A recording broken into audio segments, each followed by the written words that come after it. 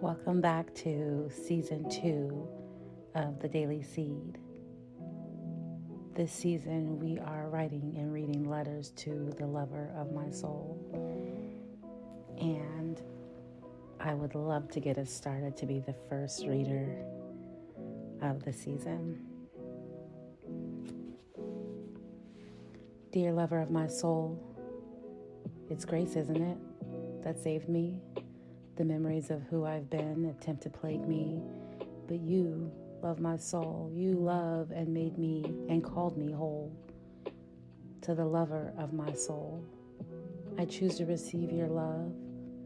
To the lover of my soul, I choose to believe your words.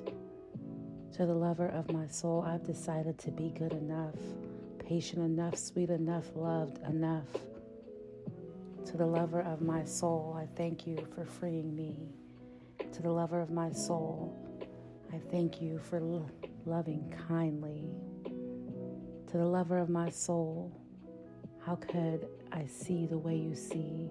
Deep dive into the living waters that you made for me. To the lover of my soul, oh dear lover of my soul, I know the promises to be true. Yes, lover of my soul, I was made to wait for you, to honor, to cherish, to behold your holy name. Dear lover of my soul, from you I cannot abstain. It's grace, isn't it, that saved me? Dear lover of my soul, I am who I'm meant to be. Every step of the way, dear lover of my soul, you have held my hand. I didn't even know you were in the room, but I walked by your commands. Dear lover of my soul, I look for you, sometimes anxiously. Dear lover of my soul, I trust you with everything. Dear lover of my soul, I'm here, I'm waiting. Dear lover of my soul, this could be exacerbating, but dear lover of my soul, I trust you and I trust your word. Dear lover of my soul, I know when I speak, I'm always heard.